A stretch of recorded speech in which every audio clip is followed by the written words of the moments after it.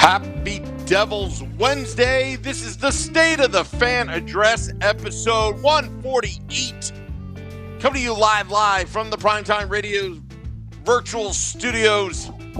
I'm your host, Sam Wu, here with Pucks and Pitchforks blog, editor-in-chief Nick Villano, streaming live on Facebook Live, YouTube Live, Twitter Live, and Twitch on the Primetime Radio Network, where we do not give up on the New Jersey Devils season. We don't give up at all. We don't give up podcasting. We don't give up on blogging. We don't give up on the players. We don't give up on complaining. And we don't give up on possibly paying that invoice called the season ticket. Season tickets for the New Jersey Devils. Anyway, welcome everybody. Happy Devils Wednesday. Nick, I don't have it in front of me, but we have two great guests. We have Dan Rice and we have Vinnie Parise. And Vinnie just texted me, when is he supposed to come on? I forgot to ask. Oh, he's coming on in 10 minutes. In 10 minutes? All right, I'll text him. So how are you, my friend? I'm good. Sam, this is the first time in a long time we've been on here after a win, right? I remember there's been a couple wins that happened on the podcast. And there's a couple times where we got on winning streaks and then lost on the Tuesday. This is the first time we're coming off a win, off a nice little win against Montreal. Now, listen, came with a pretty ugly loss to the Ottawa Senators the night before. But, hey, I'll take the wins when they come. You know, you got goals from Pavel Zacha, from Jesper Boquist, from Dawson Mercer, a lot of things that you needed in that win. And then we got a coach fired. So, Ducharme gets to get a nice little 2 years worth of pay to do no work if he feels like it, because he's out the door in Montreal. And it's unfortunate, but this team was such a mess from the start that you need to, you went on this magical run last year that you absolutely, Montreal barely makes the playoffs and then goes all the way to the Stanley Cup. They make the playoffs because they're in that only Canada division, and Canada has like weird tiers of teams. Like Toronto is very, very good, but then like after that, it's Calgary's decent, and then Winnipeg is decent, but then everybody after that's kind of, you have like Ottawa, who's real bad. It's just it's very weird being in that Canada division. And Montreal took advantage of that, and they got to run all the way to the Stanley Cup, but now everybody's fired. Everybody is fired there, everybody. And they're bringing a bunch of Tampa Bay Lightning people. I guess Martin St. Louis is the coach. Vinny Lecavalier is the assistant GM. So, soon, you know what that means. Johnny Torts is heading above the border. I don't have that, but I'm just, they're bringing back that entire Lightning team, so. But no, it's kind of funny that the Devils win a game and the team has to clean house, but it was a fun win. But there's been a lot this week, Sam. The All-Star game was this weekend. Jack Hughes balled out. I wrote a couple articles on just kind of like the history of the All-Star game for the Devils. Just like, who's done the best and who's had the best outing and kind of the surprises that went to the All-Star game. I forgot that Brian Boyle went to the All-Star game completely. Really? I forgot. I forgot. You forgot? I thought that was the year Nico went. I thought he went as a rookie for some reason. And then I realized that Nico went the next year for a Hall. I think he went to the rookie game, but I don't think he went to the – I think back then they had like a rookie game on a Friday night, and then Saturday was the skills, and then Sunday was the game. Now it's completely changed. Maybe. Hey, Sam, why don't you go full for a minute? I need to take this hat off. Oh, wait a second. I have to go full? All right, I'll go full. All right, so I'm covering for Nick right now. I'm talking about the New Jersey Devils. I would not put too much stock into this game, but as what Tony P says on the YouTube Live, I renewed my season tickets after watching that 7-1 win. He was convinced, that Nick. was smart. Yeah. Sherry Ross, by the way, is extremely funny. And she wrote, OMG, we got our coach fired and he wasn't ours. Hashtag NJ Devils. And then there was a breaking news. The Blues have signed Craig Berube to a 3-year contract extension. And Sherry Ross responded, but if he loses to the hashtag NJ Devils tomorrow, ... Yeah. She is funny. I wanted Sherry Ross in this podcast as bad as just about anybody. It's her and Tom Galiti are the two that I really wanted on this podcast that we haven't gotten on yet, and I've had no luck, Sam. So we can only One ask, day. right? We can only ask. I mean, we've had Doc Emmerich, Ken Danico. We pulled Ken Danico out of the booth to come visit us at Amalie Arena. He had a lot of fun. Not many podcasts can do that. Yeah, and he was great. He was awesome. So he was awesome. I mean, listen, but I love the fact that a lot of the old guard in Devils broadcasting stick around. You know, Stan Fisher sticks around. He's been on the podcast as well. You know, we've had, you know, they go far, but they don't go too far. You know what I mean? They always seem to keep an eye on Devils hockey, even when they're bad like they are right now. And it's about as bad as they've been in a long time. So it's an interesting time. It's an interesting place for Devils hockey, but I still think we have a ton to talk about still, which is wild because this team is absolutely unwatchable. Like, I'm just gonna be honest. When they lose, it's like my wife was home with me on Monday. She's just watching with me. And she's like, "Oh," she just kept saying, "Oh, I'm so sorry. Oh, I'm so sorry." And I was like, "All right." My wife, the jaded Penguins fan, gets to be like, "Oh, I'm sorry. I'm sorry." Like, "Oh, great. We're there. We're not even rivals anymore, Sam. We're just pity. We are pity." Like, think about it. You know, there's still that Ranger fan out in the world that still like has the Devils in their head. But do most Rangers fans pay us 1 red cent of time and space in their brainwaves? No, because this team is terrible. So there's some work to be done. I don't think that, you know, I know you wrote an article a couple weeks ago. Will the rebuild end by 2025? Barring incredibly bad luck again, if we fix the goalie situation, I think we'll be in much better shape next year. Like, world's better shape. I think you're going to get a step from... sorry to interrupt. Actually, I think it's a blessing in disguise we have a goalie problem right now. Because a great goaltender could cover up your flaws, and you can't really evaluate a team that well when you've got a great goaltender. If you had Marty Brodeur in his prime on this team, assuming that he was going to bail you out every game, is your team really that good? I'd rather have those draft picks and not having one player dominating at the moment. Now, once they fix all their problems, then you add a world-class goaltender. Suddenly you become dominant. That's what I think.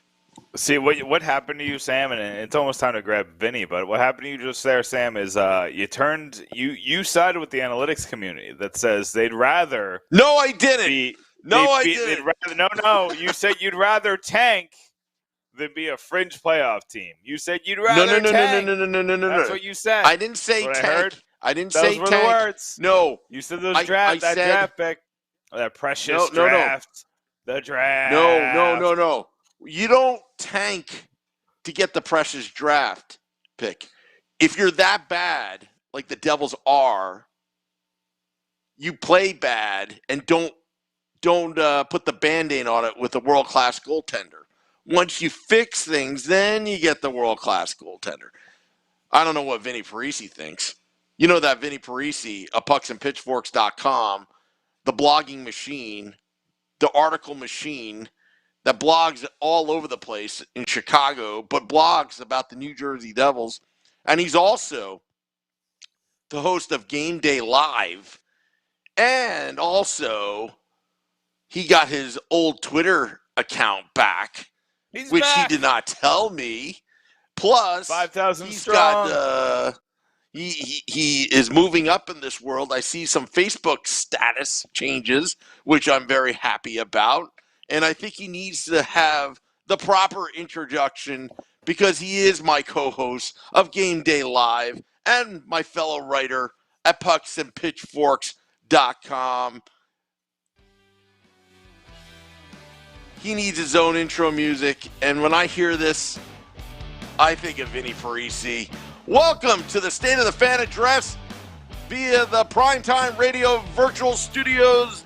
Vinnie Parise. Vinnie, how are you, my friend? How's Chicago? You must be happy because the Devils won 7-1 last night, even though it's against a bad team. Well, you know I'm always excited when the New Jersey Devils win. I'm excited to be on this show. I'm usually not this zoomed in. Everybody can see my big dumb face square in the middle of the camera there. I'm usually a little more zoomed out, but yeah, I'm excited to be here. Nick Villano with the hair. I mean, wow. That is awesome. He's got flow. It gets flowier. I have to move back a little bit. It looks flowier. No, don't worry about it. Every single time I come on this show and I see Nick Villano, I see that his hair just gets a little bit longer, and I love it. I feel rejuvenated after getting my Twitter account back, and I kind of did, Sam Wu, tell you indirectly that I got my Twitter account back, because the first thing I did was tag the Pucks and Pitchforks and, of course, the Let's Go Devils podcast Twitter account in a couple of different pictures. So that's what I do. I promote everyone. I love being a part of this, and I can't. I thought it was the hacker that was tagging us. I wasn't sure. Well, Nick texted me. He's like, "Is that really you?" I'm like, "Yeah, no, don't do any reporting of any kind. Don't report my account. It's me." So here we are. We're back, and it's always a pleasure to be on here.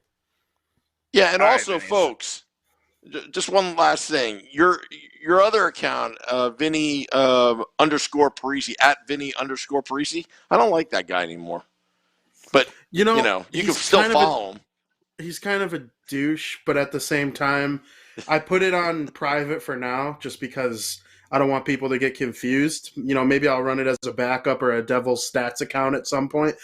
But, that's where we're at right now. You guys could still see it because we follow each other, obviously. But for right now, it's on private.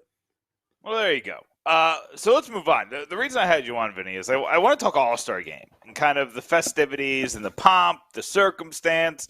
Obviously, it's got a little bit of a negative connotation a little bit because, Jack Hughes got COVID afterwards. But ignoring that for just a moment, Vinny, what was your thought process? Take us first. Let's go big picture. After Saturday night, what are your thoughts on Jack Hughes, the Devils star after the All-Star Game? Nick, I almost called you Sam because I'm so used to doing this with Sam now. Nick, I loved it. I know he got COVID. It sounded like he lost his voice after the All-Star weekend was over when he was doing the post-game interviews, which was interesting. But he showed the world that he is one of the best players in the league. He has, at least some of the most skill in the league. We'll see the production increase as the years go along. But the NHL showed that they love marketing him too, because he was all over the place all weekend long. And it kind of leads me to having a theory that I haven't tweeted or anything yet about who I think the Carolina Hurricanes opponent is going to be in the Stadium Series next year. But the NHL loves marketing Jack Hughes right now, and he's rewarded them. He put on a show. He put on a show with the Magic Box at the skills competition, and then in the All-Star game, he was right there with Giroux for the MVP. They gave it to Giroux, which I'm not going to slam Giroux. I know he's a Flyer, and we hate the Flyers and all that, but I have nothing but respect for Claude Giroux. He's going to probably be traded, so let him have his last little thing before leaving Philly. Whatever. Jack will have plenty. But it was just so much fun to me to watch one of our guys in a year that's been a complete disgrace and very little fun to watch for a lot of people, to kind of show up and put on a show. Yeah, absolutely. And it was a nice little, corner of happiness for us because, I mean, when you look at it, the All-Star game seemed like the Trevor Zegras and Jack Hughes show. There's a couple other parts, like you said, Claude Giroux won the MVP, and Pietrangelo technically won the breakaway challenge, and Sebastian Aho also put on a really good show in the accuracy shooting challenge. So there's a couple other moments, but what I was seeing everywhere on social media was Jack Hughes and Trevor Zegras. And we know they're friends. Correct me if I'm wrong, but didn't Zegras also throw a stick into the crowd after Hughes did it? Was that Zegras who did that? I believe he did, yes, imitating his friend. So this one, Zegras is one of the biggest stars in the league this year, and Jack Hughes is still in that breakout status. Like, he's somebody who's kind of, if the Devils were better, he'd be in a better position. But what does it mean for the league to have two budding stars be friends like this and to be competing? Like, how would we have looked at it if, like, say, Sid and Ovechkin were friends? Yeah, it definitely makes it a lot more interesting, the fact that they're really good friends and two of the top young American players that are hopefully going to help take USA hockey to another level on a national stage one day. Obviously, we're seeing the out with the old and in with the new as far as that goes. I actually think Jack Hughes is having just as good of a season as Trevor Zegras, if not better. The injury kind of dampened things a little bit, and the fact that the Devils have like 15 wins out of 40-something games certainly doesn't help either. Jack Hughes has 27 points in 28 games, and Zegras has 35 points in 45 games. So the points per game obviously is significantly more in favor of Jack Hughes than it is Trevor Zegras. But the thing Trevor Zegras has, in addition to being on a better team than Jack Hughes, is he seems to be a little bit more flashy. I know there's some flashiness to Jack Hughes' game, but Zegras, he attempts to pull off the Michigan, and he does the Michigan. He's got that play where he flips it up to Sonny Milano, who did not miss. If Jack Hughes would have did that to, like, Sharon Govich or something, he would have whiffed on it and strike three, you're out. He happened to have Milano bat that puck in, and it became a highlight reel goal. Jack Hughes doesn't have that with the Devils, and, we're hoping he does one day, but I don't know. I think the world of Jack Hughes. Jesper Bratt is a very good player. Oh, absolutely. Jesper Bratt's a great player. And people love ripping on Pavel Zacha for being the 6th overall pick and barely being a depth forward on the team. But if he was taken in Bratt's spot and Bratt was taken in Zacha's spot, there'd be no issues whatsoever. So, like, you got to take the good with the bad when it comes to that big, scary thing we call the draft. So, I love Jesper Bratt, too. All right, so looking at the Devils now, it was a great All-Star weekend. We'll get Jack Hughes back hopefully next week, and hopefully everything is honky-dory beyond that. Now, when you're looking at the Devils season and you're looking at, you get this big win I guess you call it a big win when you end a 7-game losing streak. You get this win in Montreal. What's the rest of the season about? Like, what are we looking forward to? Well, I'm looking forward to the Devils coming to my backyard on February 25th. They will be playing the Hawks at the United Center. I will be there. Going to be a lot of fun to check them out in person for the first time in 2 years. The last time I saw them was that they absolutely, I believe they killed the Hawks, if I remember correctly. It's been a while. Yeah, I think they did. It was like 7-2 or something.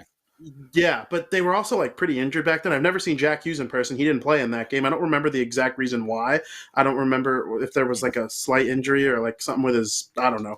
He wasn't playing in that game. So it was basically Heeshear and a bunch of people who really aren't on the team anymore or barely were on the team then. So now I'm looking forward to hopefully seeing this team grow over the next year. The rest of the season for me is about seeing what Jack Hughes can do to end the season. Is Nico Hischier going to keep scoring goals like he has been? I mean, we need more offense from number 13. I don't think anybody can deny that. He's on pace for 52 points. That's not enough. But, if we start seeing 60, 70 points from him and he's the number 2 center who plays well in his own end, I think that'll be okay as long as Jack Hughes is really putting up 80, 90, I don't want to say 100 points, but maybe 100 points one day. I certainly think it's possible. I like seeing Jesper Bratt take a huge step after kind of a rough first week of the season. It'll be interesting to see decisions made about guys like Luke Hughes. I certainly don't think he's joining the Devils this season. Like, some of his teammates will join their NHL teams after Michigan gets eliminated and or wins the thing. The rest of the season, Blackwood is not coming back probably. So, and getting Dougie Hamilton back, seeing how he impacts the lineup, I think that is something that's important. They were beating some good teams before his injury too, and that's the funny part about it. And they beat Montreal. It ended a 7-game losing streak. Can they win 3 in a row now? Can they start playing a little bit better at least? They lost to Ottawa 4-1, and people were pissed off about it. But then the next day, Ottawa goes and destroys Carolina, who might be the best team in the Metropolitan Division. Hockey's weird, and I keep developing the younger guys. I know people are tired of hearing about rebuilding and developing, and we've been doing that since 2012. But unfortunately, the fact of the matter is, anything that happened from 2013 to 2018 is irrelevant because, new GM, new everything basically. The only constant from 2017 to now is Bratt and Hischier. Everything else is basically new, and you got Dougie Hamilton now. Ty Smith is in a sophomore slump. He's had an awful year.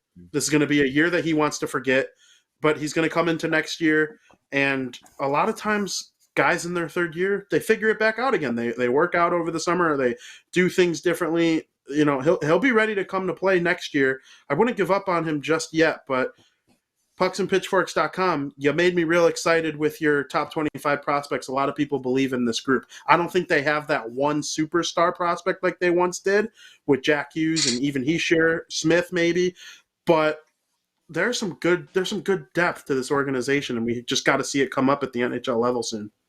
Listen, I'm going to disagree with you there. I think, and he showed it tonight, Alexander Holtz, I think, is a superstar. I think he's a superstar. I want you to be right. I want you to be right. He scored to tie the game. He's super clutch. He scores every time Utica needs him to score. I know he hasn't looked great on the NHL level. I just think this team hasn't found the right cause for him, and I'm gonna be honest, I don't think the Lindy Ruff system is good for him.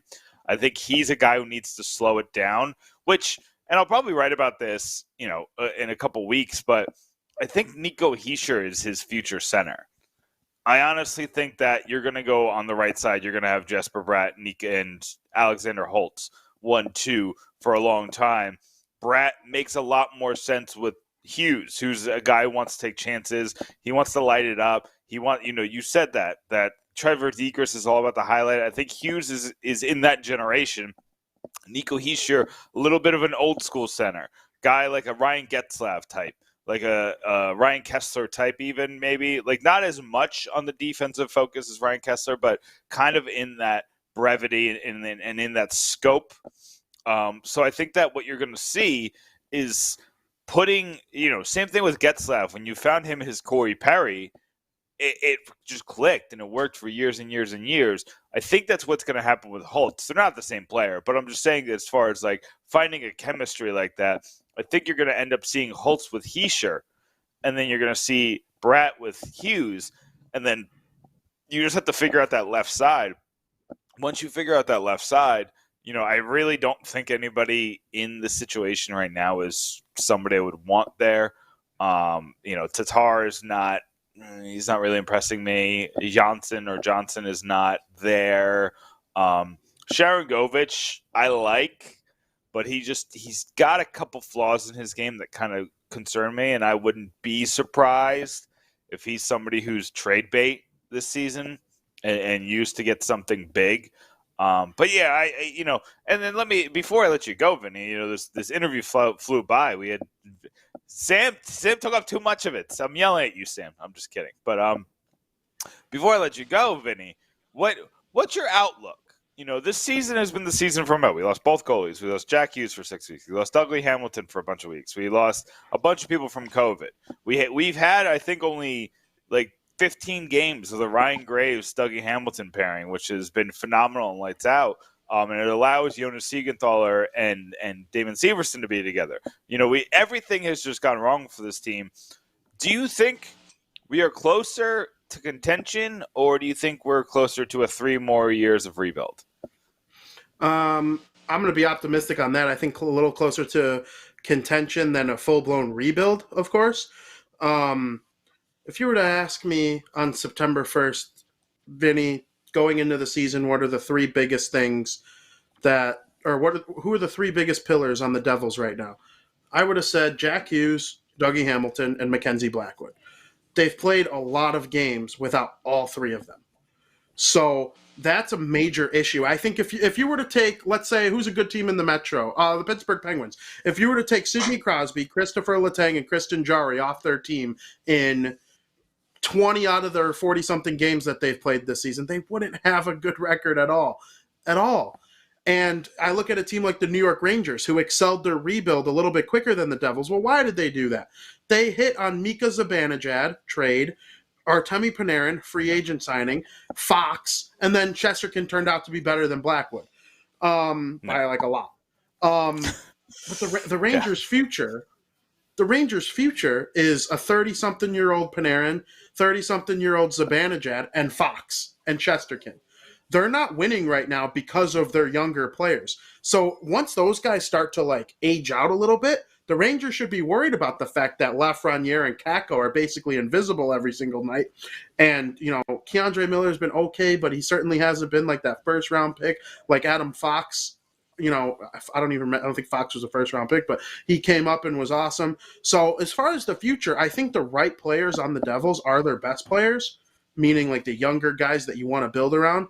But me and Sam have talked about it on pregame show time after time. It's time to maybe inject a little bit of veteran leadership into this group as well. Some depth. We've seen what Pat Maroon has done for the St. Louis Blues and the Tampa Bay Lightning. Beef. Someone like Blake Coleman. Beef, Sam.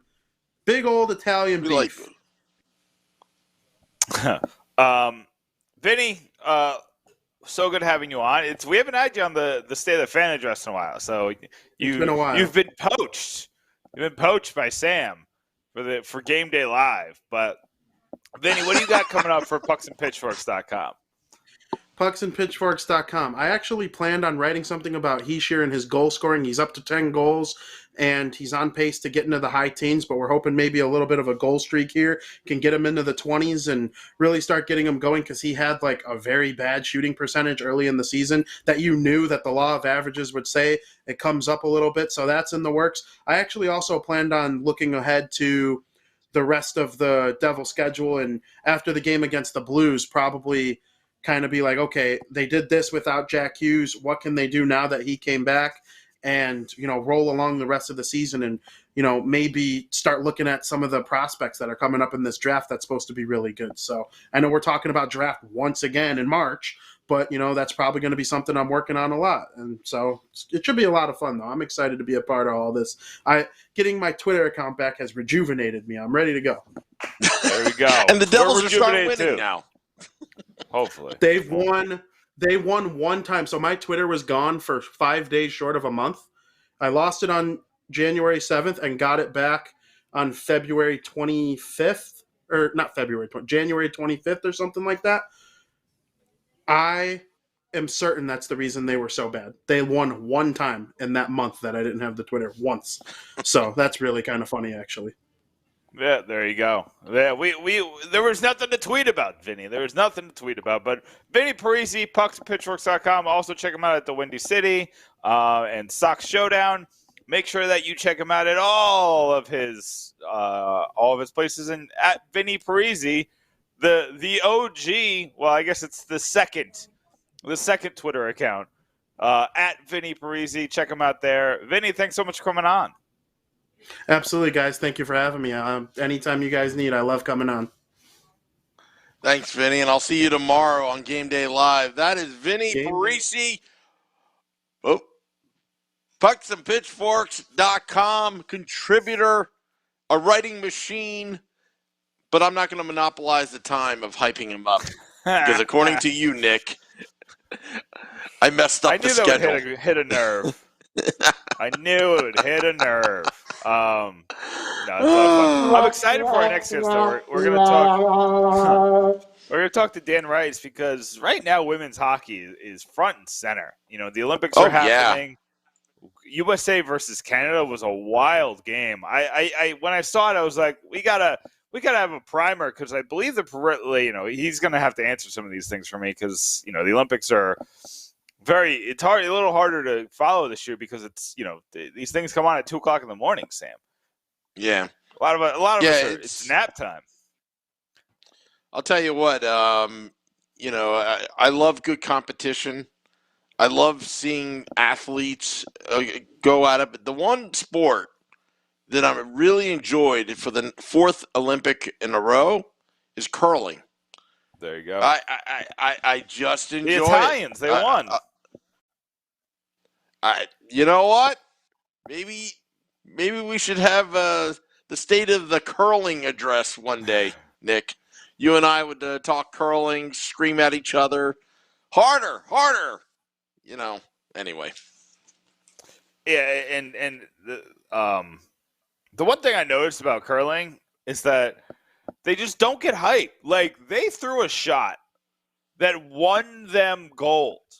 The Italians did. It was I think it was mixed doubles or whatever it's called. That's probably tennis, but the woman rolled it. There was 2 of the discs on the ice, and this one thing hit both of them to knock them off and put them in the middle to win goals. And it was a simple, just a little high five. You know what? I would be just like Johnny Weir. He's the bad boy of figure skating. I'd be the bad boy of curling if I ever took up that sport. I would just like slide on the ice and just like a bowling ball and just knock everyone down and be like doing snow angels if I won gold in the Olympics. I wouldn't care. Sam, I might accidentally punch you in the face out of excitement. Just out of like pure joy. Just like I have too much energy and I need to just real quick. And then but you won't be mad because you just want a gold medal. Everything will be okay. You can punch me back. It'll be fine. Yeah. Feel the pain, feel the burn. That's only temporary, but if you've won gold, it's forever, right? Yeah, there you go. It's just a bruise. Everything's okay. But yeah, so let's go get Dan Rice. Why don't you talk to social media? But I want to read one comment from YouTube Live. Joey B. Sam Wu needs to grow his hair out to Villano length. That would be phenomenal. Believe it or not, back in high school, I did grow it out a little bit because I wanted to put my helmet on and have all the hair, flowing out, but it didn't work out too well. So I went back to normal. And here's the thing: usually my hair is in better condition than it is today. It's not looking so great on camera because we were going with the hat and the hat didn't fit. The hat didn't fit with the headphones and everything. So we went with comfort over style, and that's where we're at. Take a look at some of the comments. Steve Tarter's the big story for the year. Who goes? Yeah, I'm assuming you're talking about the trade deadline. Obviously, you brought up PK Subban. I think that's the name that everybody's pointing out. One name that I wouldn't be surprised is Andreas Janssen has an extra year on the contract. I think the Devils the Devils quietly only have $21 million this offseason, or 2024 maybe. But it's not as much as you would think.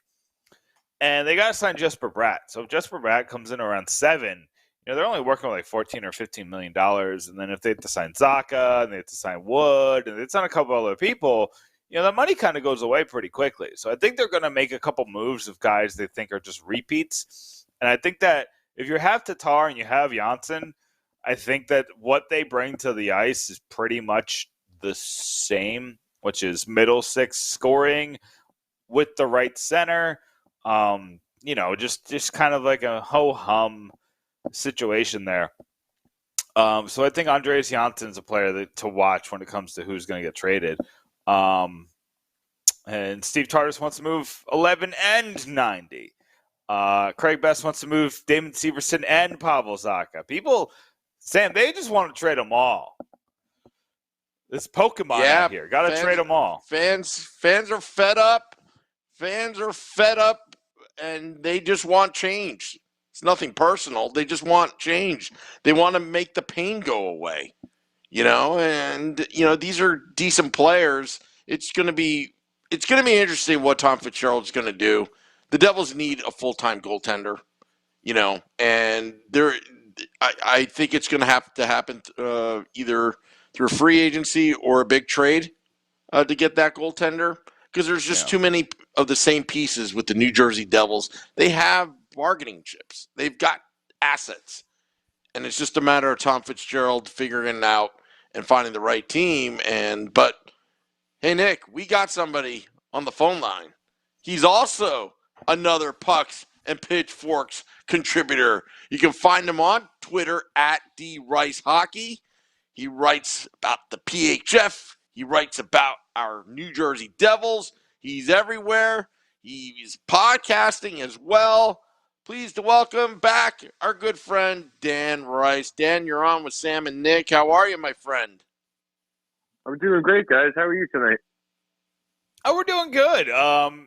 Dan, we were watching the women's hockey game the other night, and I don't know what happened. The USA looked like they just kind of put the woodwork on Canada, but USA, I guess, doesn't know what power play is, and it was kind of weird. So, I guess we're going to jump right into it, Dan. What was your assessment of what happened when USA and Canada met for the first time? First of all, thanks for having me on again. And it's those USA Canada games.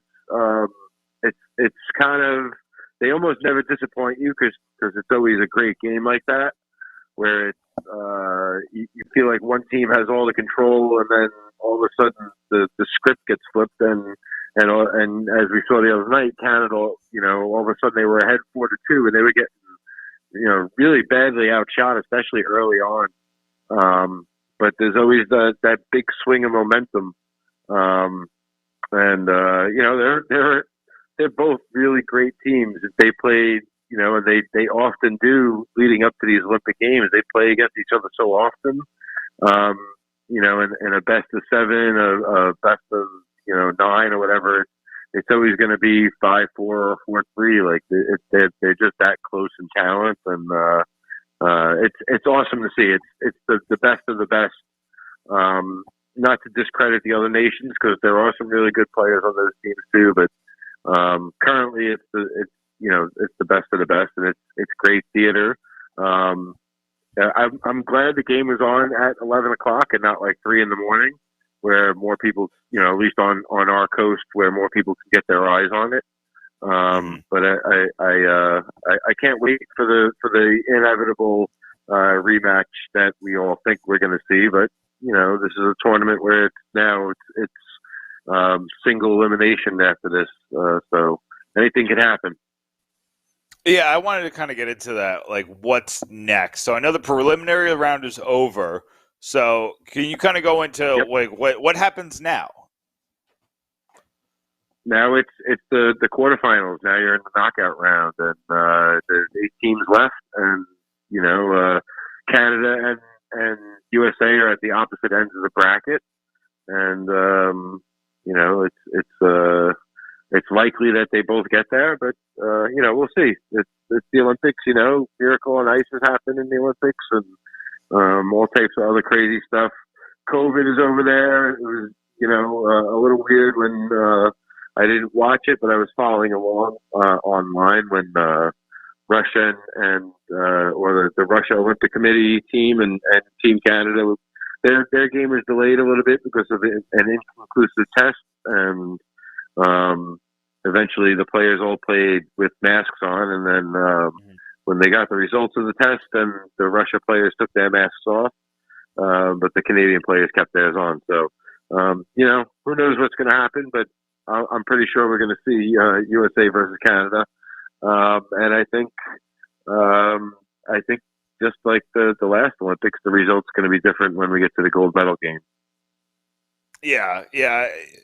Hopefully. That's my hope. I really hope that USA could take this one because I'm calling my shot. That's basically like I'm putting it out there. Like, you know, I have a 50-50 chance, right? Like, basically. but I think I think you know, USA has they're just loaded like top to bottom, as is Canada, and I just feel like it's going to be one of those tight games where it's going to be like a 1-1 game, pretty much in regulation, and then I'll go out there on a limb and say USA will win 2-1 in overtime before they get to the shootout, which they had last time. They have a pretty good set of defenders that like to shoot the puck, and one in particular that comes to mind is keep in mind, or for everybody to think about as this tournament proceeds, these knockout games, is Lee Steckline, former Golden Gopher, played in the NWHL before they rebranded to the PHF, and she scored an overtime winner in to win the Isabel Cup for the Minnesota Whitecaps back then. So I have a feeling we might see something like that. I'm just gonna try and prognosticate a little bit here, but it wouldn't surprise me if Canada wins 2-1 either. So. Yeah, and that's the fun of this rivalry, is that it's so razor thin, the margins. It's even when you were looking in the men's side, just kind of like USA Hockey kind of taking a jump this year. You still looked at the Canadian talent. You're like McDavid, Crosby, and you're trying to like convince yourself of like an injured Jack Eichel and Dylan Larkin. So it was still like. There was a large gap, between the talent wise. Could USA win? They also have like Austin Matthews, a lot of youngsters. Yeah, they could. It's still hockey, like you said. Right. But when you look at this, Canada have the generational talent, and I think they would have the advantage in goal. Yeah, I think that's maybe, I don't know. We were at one time talking about Mackenzie Blackwood being the goalie for Canada, so that. It's still a little up in the air about that ship has sailed. Yeah. He's got to worry about just being goalie for the New Jersey Devils at the for the time being. That's very true. It's kind of an interesting situation, but the talent level for USA and Canada is basically the same. If you had to guess, who's somebody who's going to be the key? You say you think that USA is winning. Who's going to be like the key player? Somebody that people can watch and get behind. Similar to like when Zach Parise scored the goal to send the USA into overtime, and almost was an American hero when he was a member of the Devils. What is a player you think is going to put her name or their name into that stratosphere this year? If I had to pick one name, I can't lie. I'm impartial to Alex Carpenter. As if you listen to any Canada USA broadcast, it's mentioned about a trillion times that she's Bobby Carpenter's daughter, who was obviously a Stanley Cup winner with the Devils in a variety of roles, and just a great player, a great man. Women's hockey fans get a little perturbed because it gets mentioned so very often and stuff like that, but. She's a great player, and she's also like when they talk about Team USA, it's usually and rightfully so. Hillary Knight first, and then Kendall Coyne Schofield, right, and Brianna Decker, who we hope has a speedy recovery. She got hurt in the first game. That's just really heartbreaking to see. But those are the players that come to mind right now as the top players on the team. And Amanda Kessel would be another one who would be in that category. But then there's the second level players, and I think Carpenter is just as good as those players. She just hasn't necessarily been with this team as long. But the last Olympics, she wasn't there, and that was kind of like a tough call by the coaches. You can't bring everybody, and they're obviously a very competitive group. And she was on the outside looking in the last time, so. she's the one player that I'm looking for that's maybe got that little extra, motivation, because she doesn't have the gold medal, and I think 2/3 of the players there do. So she's that one player that I think she's got a penchant for those big goals. I saw it live and in person. The 1 year she played here in the NWHL, and she's done it all throughout her career, whether it was college, Team USA. She's won a world championship before against Canada, obviously, and I think that was an overtime winner as well. So she's one of those players that's definitely that X factor that, especially if you're listening to this podcast, you might want to get behind, because it's kind of all in the family there. We love rooting for the sons and daughters of ex-players. It just kind of gives us an interesting feeling. Just somebody brought us so much joy at one point, to see them bringing joy again, and just kind of doing it within the family. And we're all rooting for Team USA, so that is always fun. Kind of moving on a little bit, Dan. There was a big announcement today about the Isabel Cup. They found a host city. They got a broadcasting partner in ESPN. What does this announcement mean for the PHF to get this kind of publicity for their big event? It's a huge deal. You just have to see the reactions of the players. I mean, they're all stoked. All 6 teams are going to be going down to Florida to play basically knockout round games. The top 2 teams in the standings will have the first night off, and then they'll play the winners of the first knockout games on Friday night. Or those first games will be on Friday, rather, and then the next games will be on Sunday. What they're most excited for, I think, if you ask all of them, and judging from their reactions on social media, that the final, where they're going to win the Isabel Cup, which is the equivalent of the Stanley Cup, which is actually from Lord Stanley's daughter, so that's pretty neat. A lot of people don't know that, but they're excited because that game on Monday night is going to be on ESPN too. Whereas it's nice that they're on ESPN this year, but it's on ESPN Plus, right? You have to.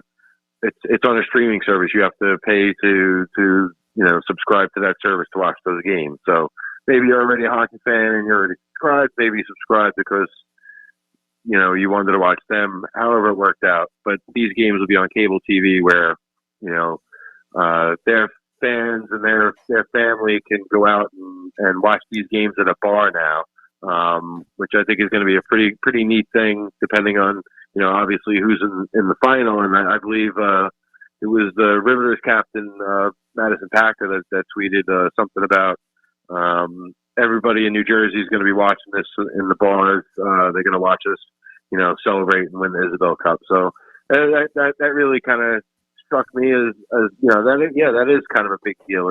It's a little bit different. It's a little bit more exposure. I'm sure ESPN will do a great job with the broadcast. The broadcasting this year has been pretty neat on ESPN Plus, and this is just more proof that the game is just growing and growing. And a couple of weeks ago, they had a huge announcement where the Board of Governors is investing $25 million over the next 3 years, and I think this is a little bit a part of it, because you have to fly all these teams down there to Florida, right, and put them up and host this tournament and get it on TV. And I think that's a pretty neat thing, and it's especially cool for the players that have really been in the mix in this for whether they're here from day one or season 2 or season 3. Like it doesn't matter. And every player that's played, like they've all kind of set the groundwork for this, and the ones that are still around playing, like it really has to make them feel like extra cool and make it feel like really special, like that they're a part of this. And hey, now they're all they're not only fighting for the cup, which is obviously the dream, but they're fighting to get on TV too. They get that final game on TV. So that's a little extra layer there that they slipped in, I think. Which for me, I don't necessarily like the idea of all 6 teams just being you can one and done 3 times and finish in last place and win the cup. So that we'll see what happens, but it's pretty neat that they have that extra layer of fight to get to the cup and also to get on ESPN.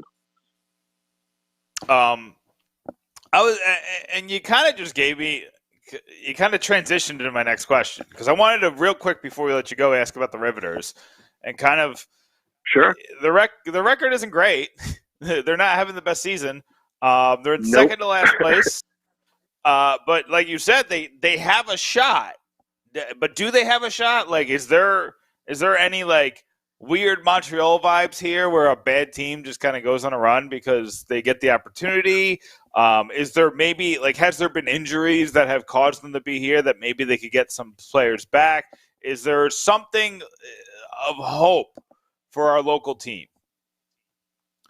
I would say yes. I would say it's it's a small sample size. They're, I think, just past the halfway point of theirs. They've had stops and starts.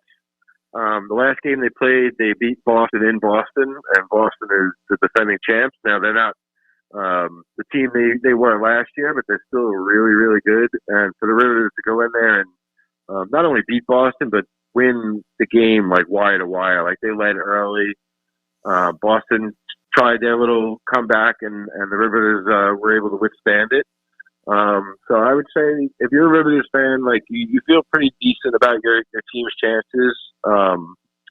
They have pretty good goaltending, which I wasn't sure what it was going to be this season.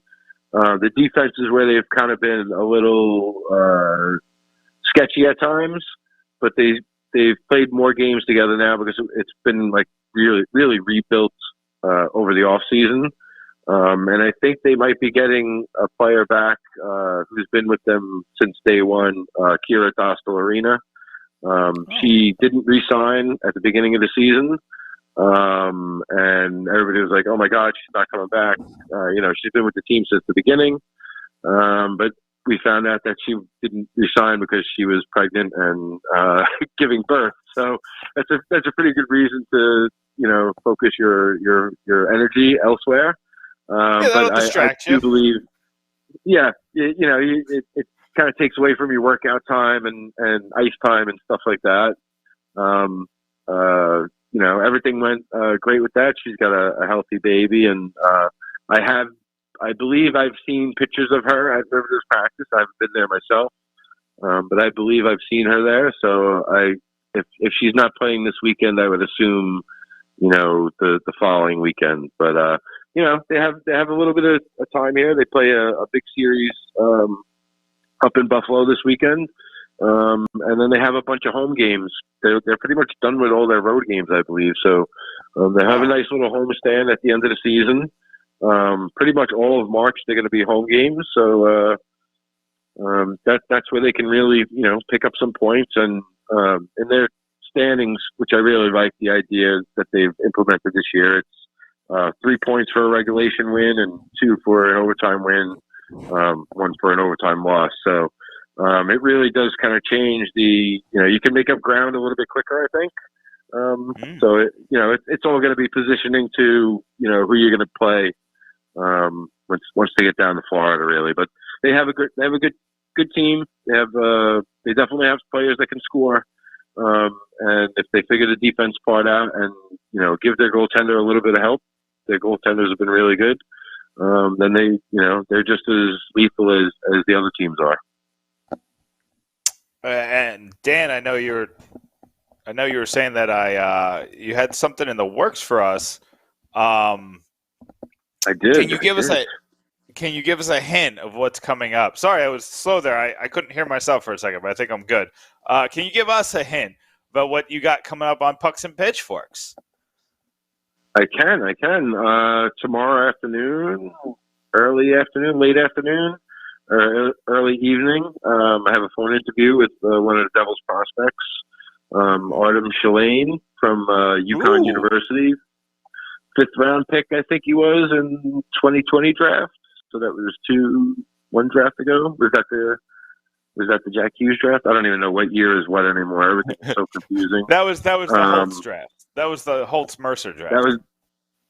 Okay, the whole Smurfs address. Okay, so yeah, so kid, he played in every game last year as a freshman. He's in his sophomore year. He's already surpassed his point total from last year, and he's been really good at faceoffs. I didn't know this until I look at the stats every game, check in on how the prospects are doing, and I look at the face-offs or the block shots, like that kind of stuff. This kid's been really good on face-offs, and that's something I'm really interested to ask him about.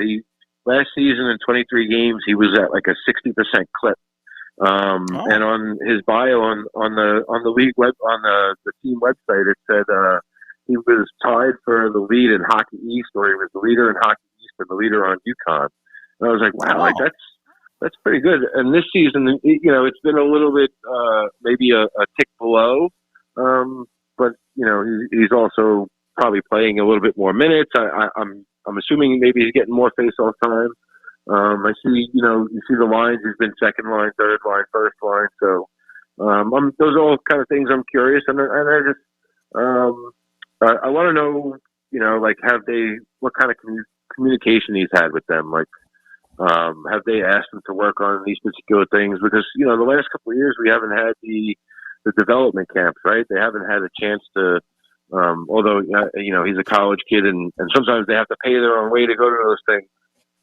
But they really haven't had that kind of time with him. So I'm curious to what who's been, communicating with him.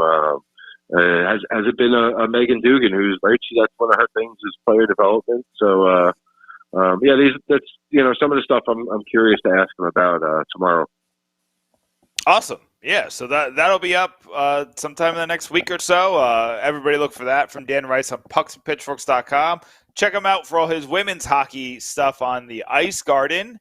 And Dan, you got anything else to plug? No, that's about it. I think you covered it all, man. We got it going on.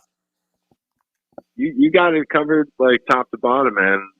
Thanks again for not only having me on, but having me as a part of the website. I know I thank you that a few times, but I really appreciate the opportunity, and it's been good so far. I'm looking forward to as we kind of maybe get back to a little bit more normal, start producing a little bit more stuff here, and like Jack Hughes said, let's go, baby.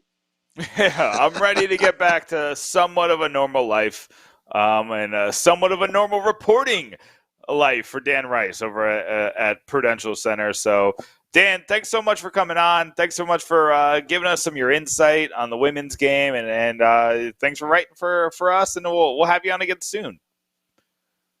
Yep. Thanks again, guys. Have a great night. Thanks, Dan. That is Dan Rice of pucksandpitchforks.com. Writing Devils, PHF.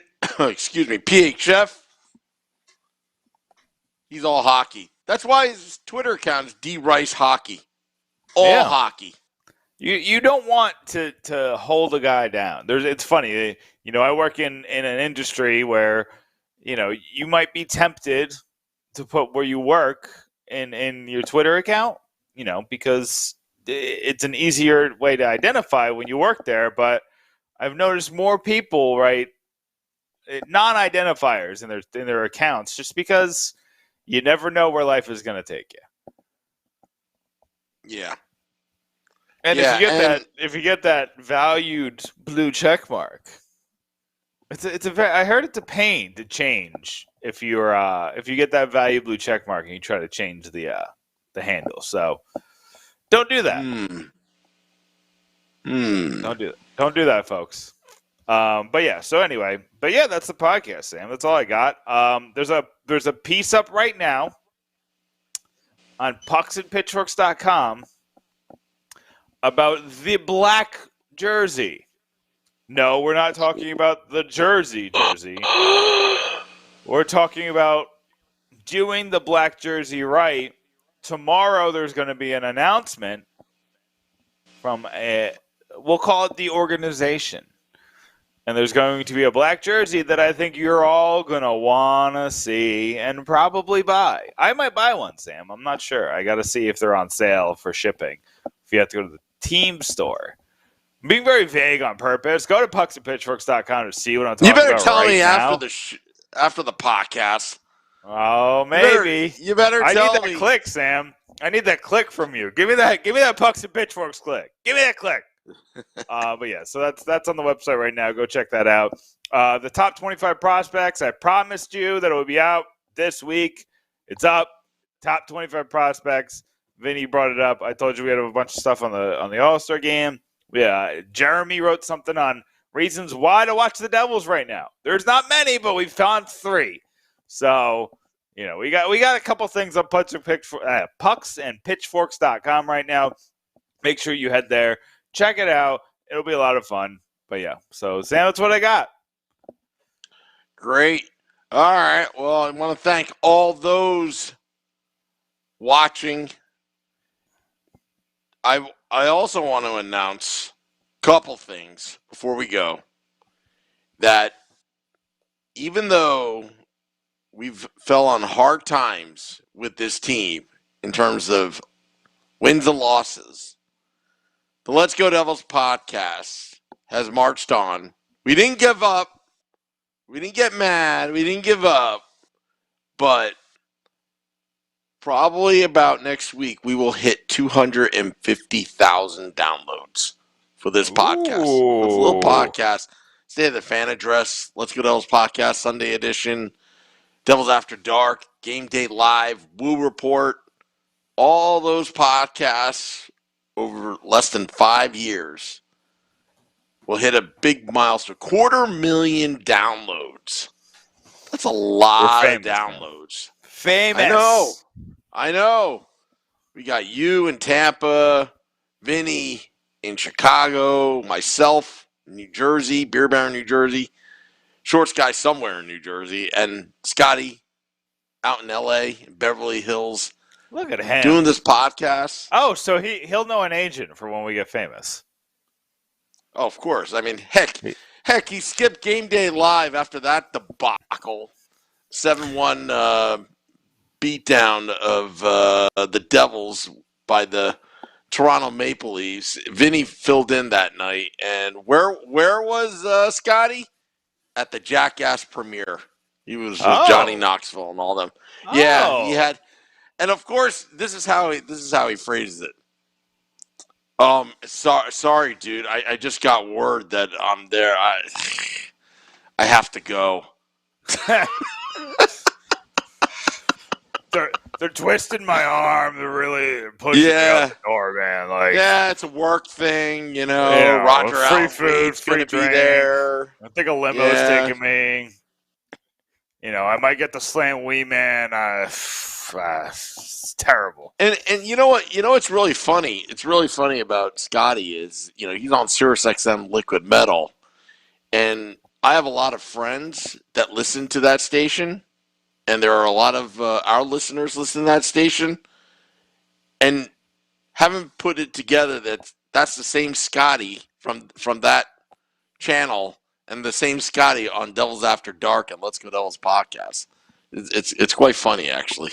Wait a second. You do a podcast with Scotty? I know Scotty. He's on 4 to 6 quarters of covers. That's what I've been hearing. But anyway, there you go. You got everybody on this podcast is as famous as they should want to be. Is how I put it. I am as famous as I want to be. People probably once a year, and this is probably helps I live in Florida. But once a year, I'll get somebody be like, "Do I know you?" It's like, probably not. And then it's like, oh, and then they'll come back like 10 minutes later, and be like, "Oh, you're on the podcast," or it's like, "Oh, you write for Pucks and Pitchforks." I'm like, "Yeah, that's me. I guess you do know me." Yeah. How about that? But yeah, that's all I got, Sam. Yeah, I usually wear my mask now, and I put my hoodie on, and nobody knows. I go incognito wherever I go. There you go. That's why you haven't seen me in the arena. But anyway, all right, I'm gonna play the music. Just cue that up. But yeah, I guess we're famous, Nick. I guess we are. 250,000 Don't downloads, let that get to your head. Don't let it get to your head. Just don't give up on this podcast, Nick. That's my advice to you. Don't give up and get mad. because there's so much in the future. We'll be back we have next a rosy future. Yeah, we got some good guests next week. We got some good guests the week after. We got some things happening. This podcast is going to get some good guests coming up. Absolutely. All right, I want to thank all those tuning in. Go to pucksandpitchforks.com for all your Devils needs. Till next time, let's go Devils.